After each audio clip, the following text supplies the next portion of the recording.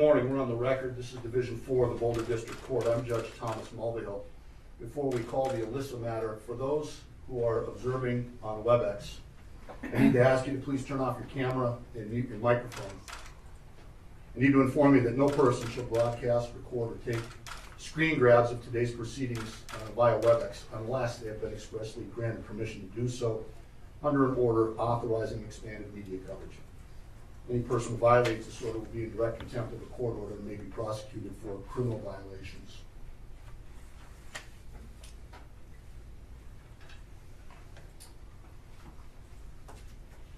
We'll call case 21 CR 487, People of the State of Colorado versus Ahmad Al-Aliwi Alyssa. Can I have the appearance of counsel for the people, please? Good morning, Your Honor. Michael Doherty and Ken Kuffner on behalf of the people of the state of Colorado. Good morning. And for the defendant. Good morning, Your Honor. Catherine Harold, Daniel King, and Sam Dunn on behalf of Mr. Alyssa, who is present. Good morning, counsel. Good morning, Mr. Alyssa. Sir, you're here for an advisement hearing. I need to advise you of your rights pursuant to Rule 5. You need to understand that you need make no statements, and any statement that you do make can and may be used against you. You have the right to counsel. In this case, the Office of the Public Defender has been appointed to represent you. Any plea that you make must be voluntary and cannot be the result of undue influence or coercion. You have the right to bail if the offense is bailable. Right now, you're being held without bail. Mr. Doherty, do the people anticipate seeking the determination that the proof is evident and the presumption is great? Yes, Your Honor. Thank you. Mr. Alyssa, what that means is you'll be held without bail until such time as the court is able to determine whether or not the proof is evident and the presumption is great that you committed these crimes. You have the right to be informed of the nature of the charges. You have the right to a jury trial. And you have the right to demand and to receive a preliminary hearing within a reasonable time to determine whether probable cause exists.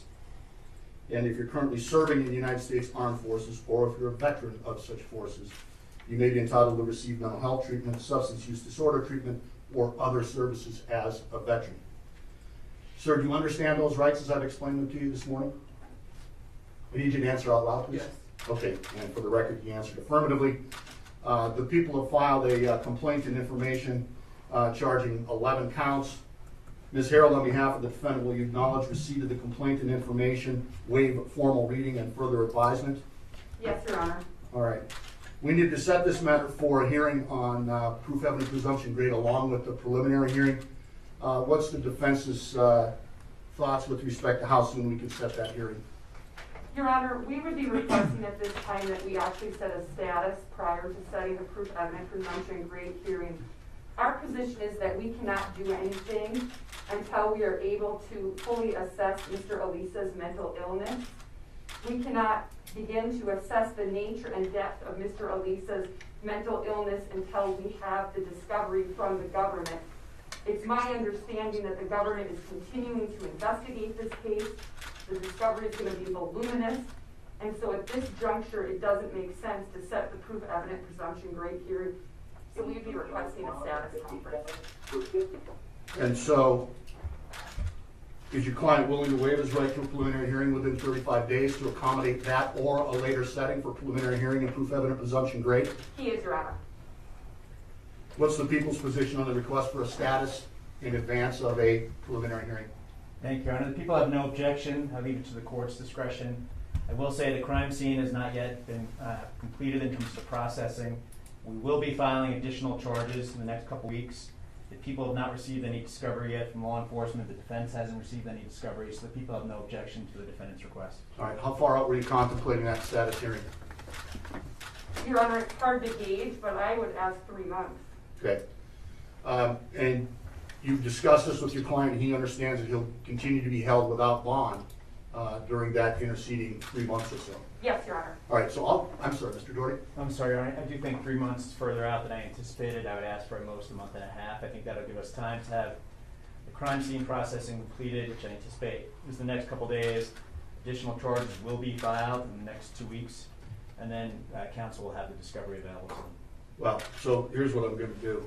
First of all, I'll grant the defendant's request to set this matter for a status hearing in advance of any setting for a preliminary hearing or a proof evidence presumption grade hearing.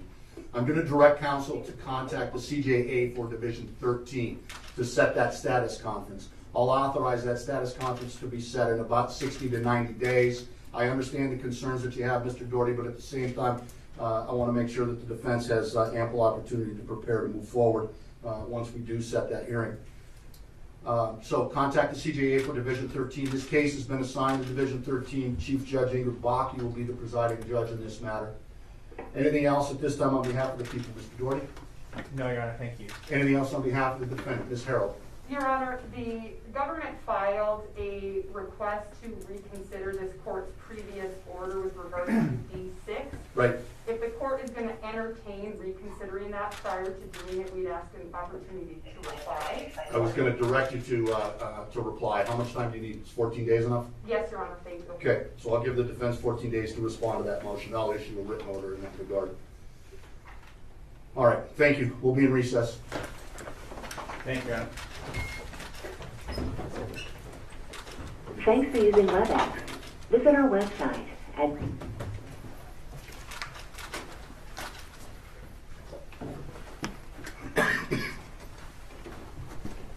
Sorry. I had to do that.